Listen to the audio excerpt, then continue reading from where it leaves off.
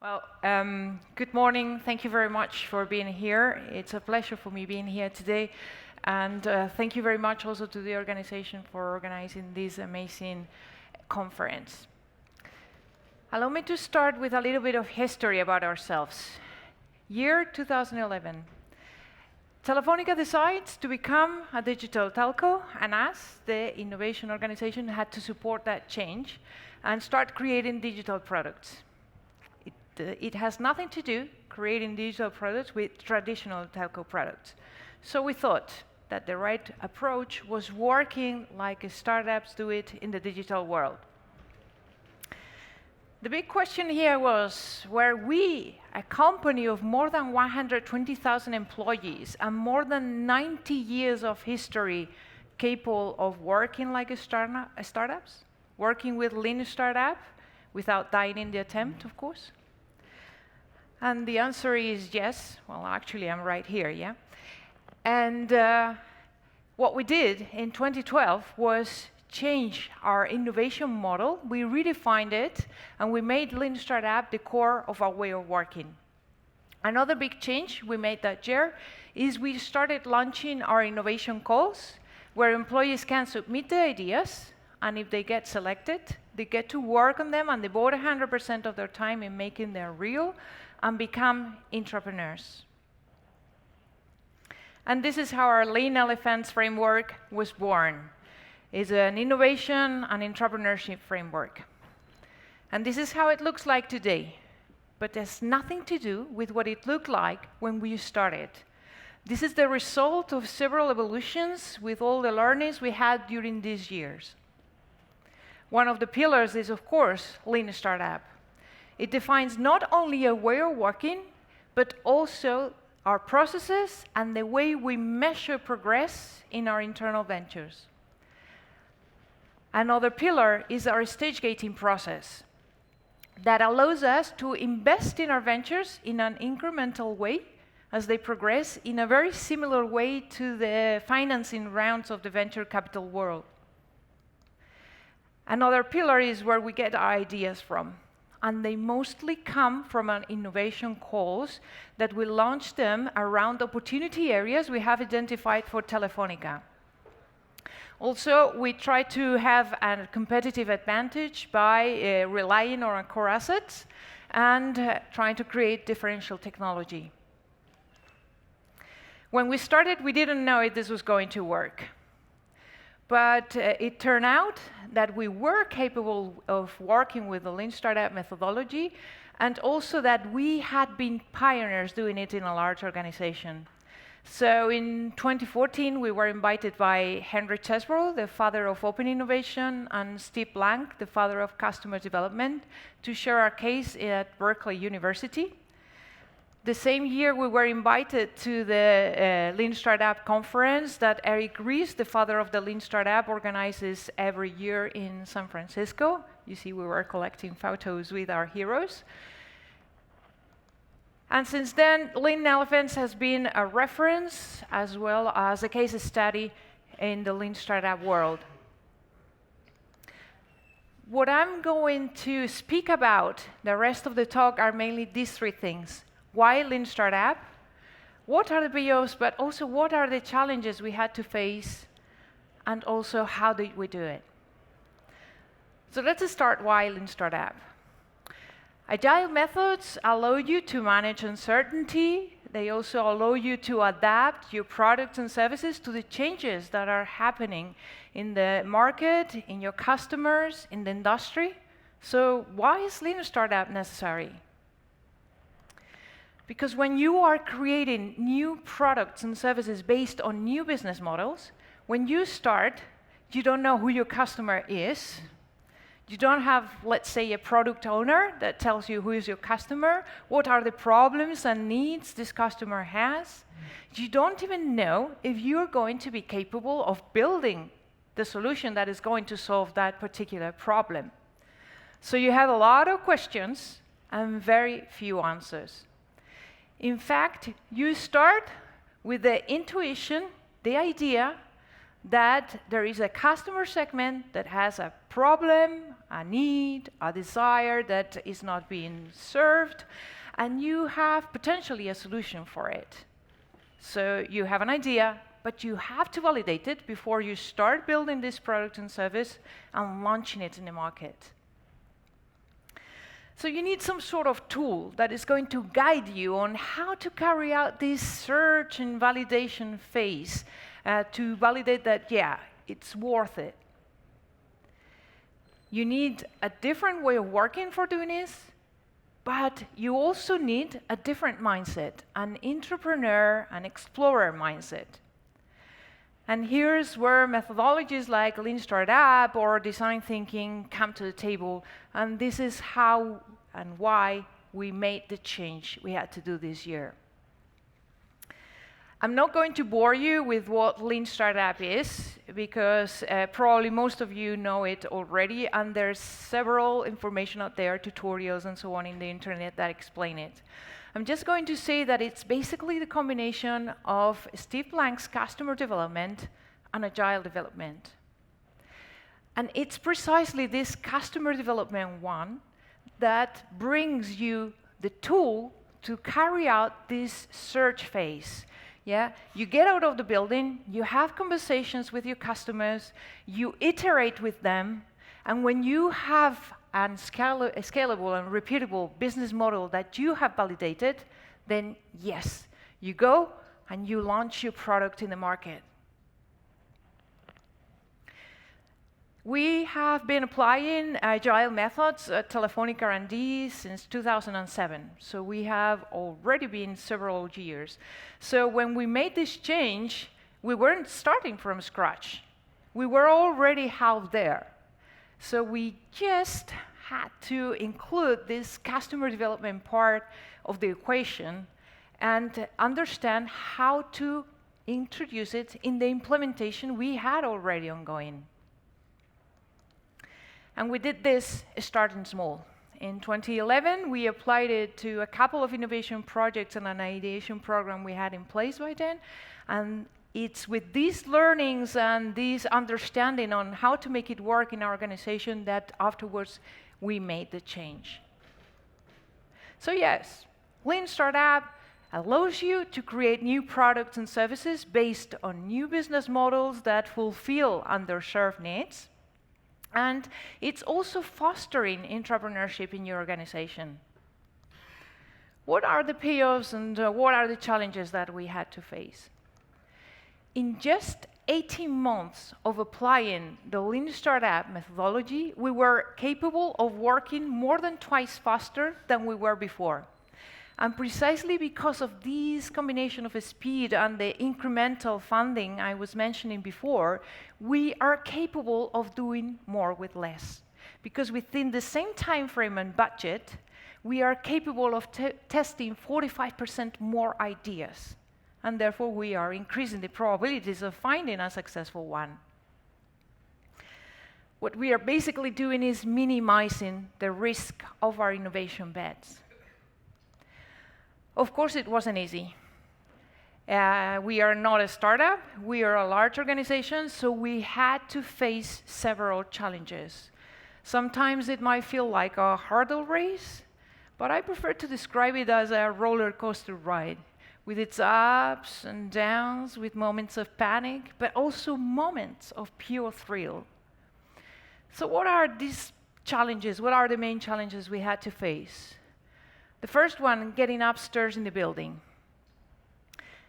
Lean Startup allows you to bring market validations and even customer traction to the table in front of a committee, of a stage gate committee, and that gives you a lot of credibility. But if you want your ventures to progress in a large organization, you're going to have to be able to manage the corporate processes, and you are going to have to get the buy-in and the support from the leadership. And this is what Henry Chesbrough calls getting upstairs in the building. By the way, this is a drawing my daughter did some years ago, and I'm super proud of her. You also have to find your entrepreneurs. These are people that have a different mindset. They have to move from an exploitation mindset to an exploration mindset. And you have to look for these people inside, the people that have this mindset, or at least are willing to change to this mindset, this way of doing things.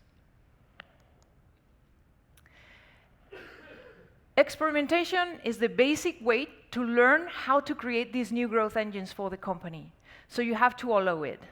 But it's also very important to accept that failure is also part of that learning process.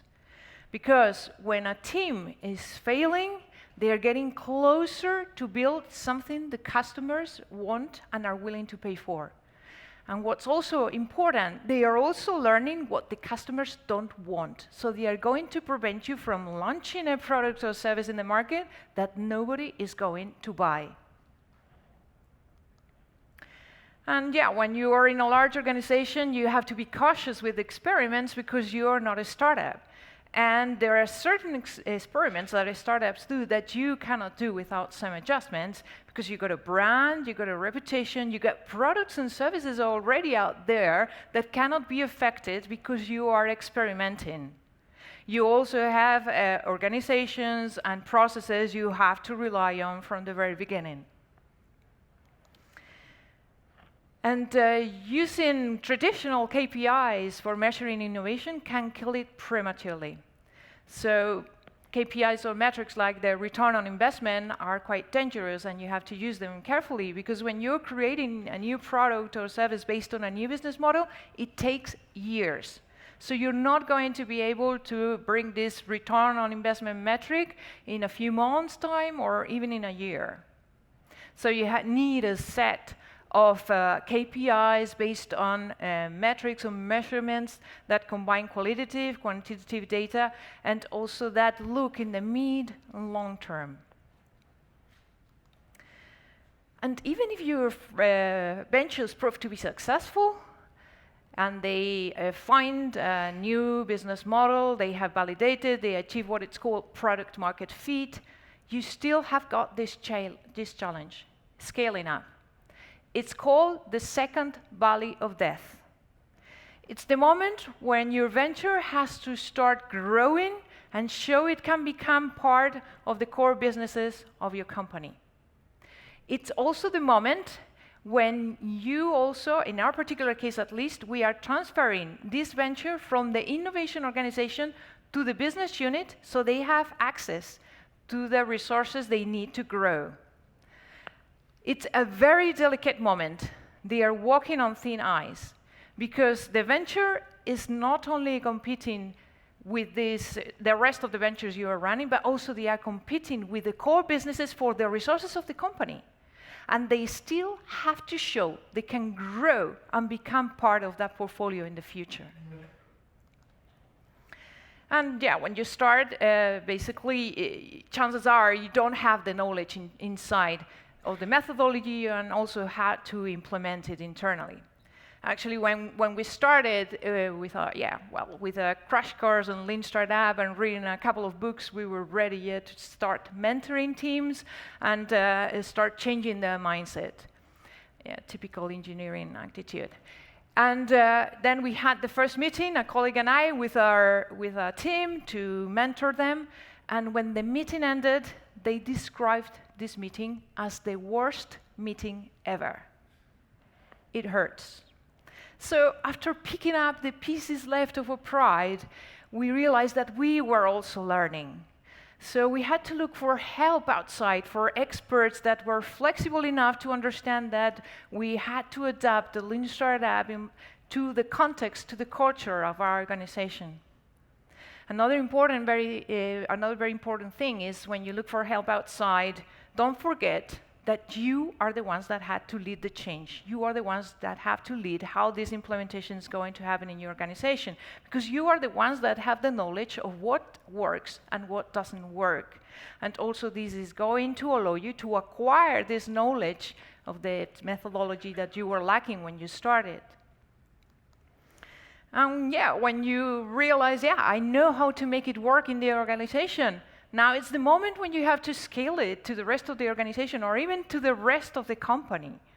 And it's not easy, especially if you have got teams distributed geographically. And actually, this is something we're still working on. So yes, it is possible to work with Lean Startup in a large organization. There are obviously challenges, but also the payoffs are big. And I get a lot this question, yeah? How did you do it? But before I start answering this question, I want to move a step backwards and go to a step 0.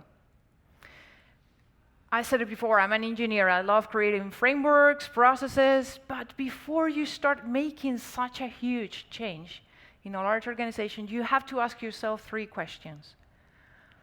Why do I want to do it? What is what I want to achieve with this change? And what is the best approach? Is Lean Startup or entrepreneurship the answer to these questions? Because methods are means to an end, but not the end itself. So just because everybody else is doing it doesn't mean it's going to be the answer for you. And now, yes, let's move to the how.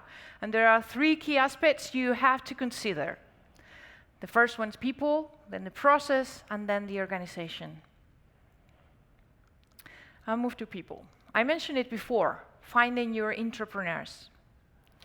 When we started, we thought we weren't going to be able to find these people inside the company. We thought we would have to hire them from the startup world.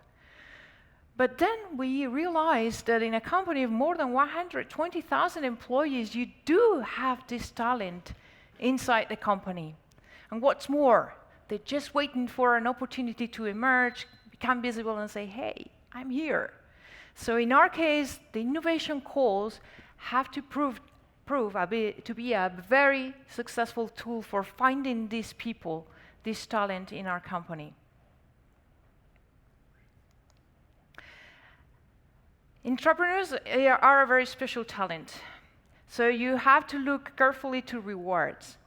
In many cases, entrepreneurship is perceived like a particular case of product management.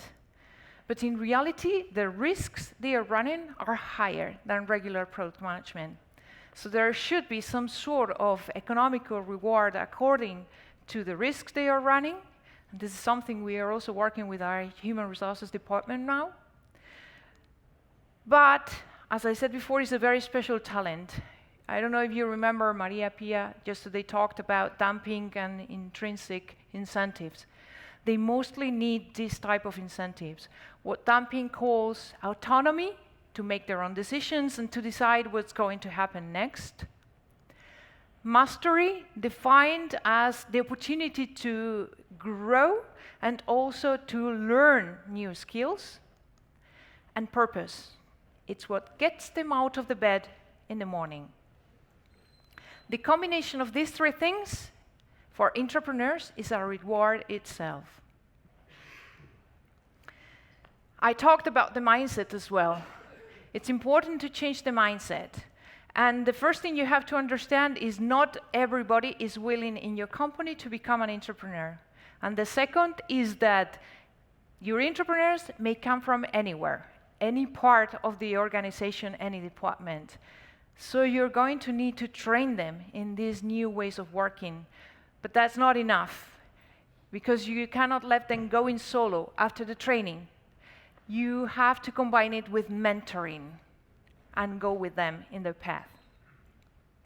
And this is not going to work unless you set the right environment. An environment where you trust your people and you give them autonomy to make the decisions. And also an environment where you not only allow experimentation, but you foster it. And if you are going to put in place a framework like the ones we did with the Lean Elephants, you're going to need a process that is going to allow you to support it. And this process has to be end-to-end. In the past years, I had the opportunity to talk to many people from different companies in many countries where they have programs very similar to ours. And I heard too many times things like, I want a hackathon in my company, but then nothing happened with my idea, or my idea was incubated during 6 months, but then nothing happened because there wasn't any budget to continue. These statements come from people that are frustrated and are probably not going to participate in the next idea context, in the next hackathon. And they're probably not going to encourage their peers to do it. You need an end-to-end process that goes from the definition of your innovation thesis to taking ideas to the market, going through ideas generation, selection, incubation, scaling. It doesn't mean you have to have it up and running from the very beginning. Actually, it's a good idea to build it piece by piece as you learn how to make things work. Also, working internally like a startup, it doesn't make much sense if you don't adopt the way startups are being financed in the venture capital world. So you have to invest in your ventures as they progress with validated learnings, and the uncertainty is decreasing. This is what Eric Ries calls metered funding. And this is precisely what our stage gating process allows us to do, in a way that we are capable of achieving the maximum advance in each stage, but with the minimum cost. And I'm going to focus a little bit in that stage, in the scaling up stage. It's so difficult that we have defined a process only to address this particular stage.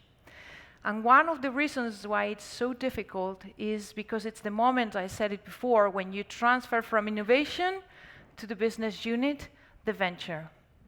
And what happens with the business units is that they are exceptional, executing existing business models. But in many cases, when they have to grow a new business model, that's new territory for them. So we realized we had to go with them in their path. We had to support them and be part of this phase and this stage with them. And also, usually when you're in a large organization, it's not just one internal venture what you're going to have. It's probably several internal ventures. So you need to carry out some portfolio management. And the toughest decision you will have to make is, should I invest or continue investing in this venture or not? And when you do that, you not only have to look at that particular venture, you need to have a global view of your portfolio and consider all the things like portfolio balance. And I'm not talking only about the types of innovation, but I'm also talking about the maturity and making sure you have ventures in the different stages you have defined for your funnel, and that new ideas are coming inside the funnel. And also that you are addressing the strategic opportunities you have identified for your organization. And also consider the cost of opportunity. Ask yourself, am I missing a potentially bigger opportunity?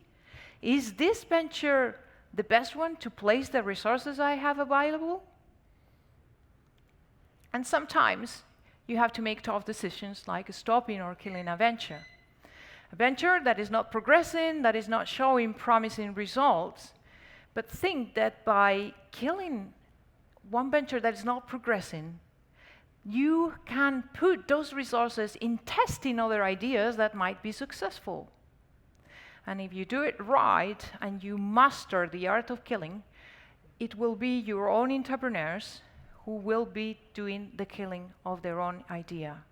We have several cases of this, and you have to celebrate it. Actually, we did have in our past our own serial killer, an entrepreneur that killed all the ideas he started, and we were proud of him. Now let's move to the organization. You're going to face several challenges, and you are going to need allies to succeed. And there are three types of allies. You got the top management. The top managements are going to be the ones that are going to allow you to test how to make these ways of working in your organization. They are also the ones that can eliminate or guarantee that employees are going to have no barriers in participating in your initiative. And they also are the ones that can guarantee that you're going to have the resources and the support your ventures are going to need to progress and move forward in your organization. Human resources has proven to be also a very good ally. And this is because Lean Startup is leveraging the entrepreneurial talent that you got in the company. It's also a motivational tool. Remember what I said about dumping and the intrinsic incentives? And it's also in training your employees in these new ways of working and creating a workforce capable of working with high uncertainty. Sooner or later, you're going to need the rest of the organization, and you will need to create a network of stakeholders and supporters that are going to help you and these moving forward your ventures. And also, you have to rely on departments like brand, finance, purchases, and you have to sit down with them, explain what you need and why, understand how they work and what their objectives are, and try to get to a win-win situation where both of you win. For example, in our case, we had to sit down with our legal department because our NDAs, getting an NDA took us weeks. After sitting down with them, now it takes us 1.5 days. So yeah, they can become your allies as well. You need an innovation strategy, and this strategy has to be aligned with the company's strategy. You have to make sure you're addressing the fundamental needs of the company, because if not, what you're doing is innovation theater, and nobody's going to care about your results. If you're aligned, you can carry out what's called these innovation waves, where these new growth engines move to the business units so they can be exploited. And it's also very important to make sure you are looking for those strategic areas that are going to bring the biggest impact to the business in the future.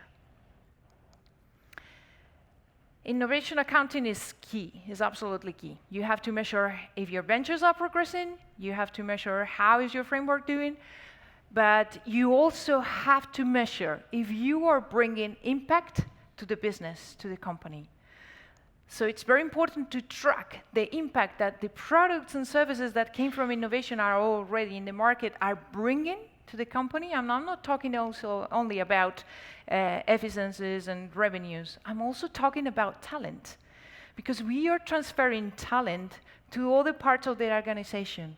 A special talent that knows not only about these new business models, these new products and so on, but they also are capable of working and dealing with risk and uncertainty. And also reputation. There are several scientific studies that show that innovation has a positive impact in the image and the brand of the company, and in the perception that customers have of the company. And you also have to measure, or try to measure, the value you are going to be able to create in the future with the current portfolio of ongoing ventures you have right now. And you have to do all this in a language the company understands. So if the company speaks the money language, you have to speak the money, the finance language. Summarizing, Lean Startup guides you on how to create new products and services based on new business models that fulfill underserved needs of customers and also foster entrepreneurship. Yes, it is possible to work with Lean Startup in a large organization. There are definitely challenges, but also the payoffs are big. And the most important thing is you have to learn how to make it work. To end, I would like to finish with 3 tips. This could be applicable to anybody that has just started or would like to start in the near future. But in general, I think this can be applicable to any big change that is going to happen in a large organization. First, start small, because this is going to give you the time and the environment where you can test and learn how to make things work, minimizing the risk you are running. Look for help outside. There are experts out there that can help you, but you have to lead the change. You have to lead the implementation you're going to do. And a lot of people tell me, hey, you have been more than 7 years now doing this, you're at the end of the road, you're already there. Well, my answer is always no. We are not even close. Because companies are living organizations, they change and evolve, and frameworks and processes have to change and evolve with them. This is what I wanted to share. If you want more information, there are a couple of white papers that are public. You can download them from the internet. You can ask me if you want them, and you cannot find it. And also, recently we have published a book, La Empresa Ágil. It's only in Spanish, sorry. But here we cover in chapters things I've been talking about: lean startup, customer development, innovation management, design thinking. I had the honor to co-author this book with other amazing professionals. Two of them are already here. Well, actually, I am here because they convinced me to present this talk here. So actually, if you didn't like it, it's their fault, not mine. And here are my contact details. I'm more than happy to share, and I'm more than happy to learn from others. So feel free to contact me. And I think we have time for questions. Yeah. Okay.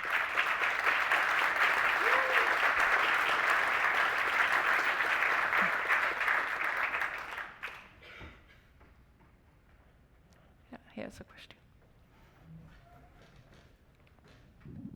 Well, first, thanks for the talk. When you mentioned to start small, would you say to start like get a couple of teams and say you have 10%, 20% of your time to try to start innovating or coming up with new ideas? Or would you recommend to create a complete separate team that is not in the day-to-day activities? Well, actually, it's a very good question. I would dare say the two things. We started with two projects, separating two projects and working with this way of working. But also what we realized is that percentage or times people working part-time doesn't work. So actually when we started, it was part-time. Our entrepreneurs were working part-time. But in the end, what it happened is that people start working, instead of 100% of their time in both things, they start working 150% or 200, and the speed is not the same. Actually, we had in our mentorship, in our mentorship meetings and so on, we worked with Maria Lopez de Avila by then, an external mentor, and we had a metric we called the boredom metric. Because when one team comes after 2 weeks and tells you the same, it's because they are not progressing, and it's not because they are lazy. It's because they have an emergency in their day-to-day job, and they cannot devote their time to progress in their venture. So actually, we changed it. We changed it, and now the people are devoted 100% of their time. I don't know if I've answered. Yeah, you did. And my question is, in order then to have a separate team, how did you convince management or committee to fund that separate team? You're asking how do we convince? Okay. So basically, this is something that you have to agree with the top management, that when this happens and a person is selected, they are going to allow them to be part of this, to start working 100% of the time. Because usually the ones that have, it's logical, more complaints are the middle management. You're taking their people away. And actually, in our particular case, the first phase, that is the ideation phase, is the only one that is limited in time, in 3 months. During these 3 months, the people that are working there, their post, the position, remains open for them, waiting for them. It's the original organization who is paying for the salary during those 3 months. And if they don't progress to the next stage, they go back to the day-to-day job as nothing happened. So this is something you have to do in the top management and agree in the top management. And then you have to do it carefully. We don't just take a person one day and the next day is working on the venture.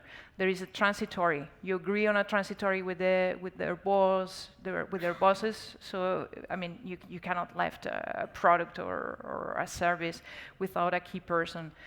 From one day to another. So, but it's not easy. And in this particular case, for example, human resources has proven to be very helpful in this negotiation and this transitory and so on, and making sure people could move and start working on the venture. Okay, great. Thanks. You're welcome. God, this light is terrible. It's blinding me. Oh, wow. More questions? Hi. Okay. Hi. Hi, thank you. Thanks for the talk. I was just stuck in the slide you said we need to identify entrepreneurs within the organizations, and then you need to mentor them. Mm-hmm. Right?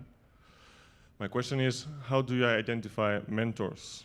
And what does it take to be a mentor, in your opinion? Okay, I think it's something gradual. Okay, when we started, we wanted to be the people that we were part of the core team of this, wanted to be mentors, and then we learned we couldn't do it unless we learned how to make it properly. So we started hiring people, experts from out there that were mentors of startups, and we shadowing them. We learned how to mentor this, and then what also happens is when these start growing, and you have people that have been working in ventures, these people that have been entrepreneurs themselves, if they are willing to, they can also become mentors of the new ventures that are coming out. So I think it's something gradual. Yeah, you first look for help outside, then you start like training some people inside, and then when you have during some time this running, you can also rely on people that have been already there before. But also these people that have been working in ventures has to be something voluntary. But they like it. In general, they like it. So, did I answer your question? Yeah. Okay. Any other questions? I got a question for you. Is anybody here applying Lean Startup in the organization, or are starting or are planning to do it? Yeah, 1, 2. Oh, Antonio. Hi. Okay, that's good. That's good. So, thank you very much. Thank you very much.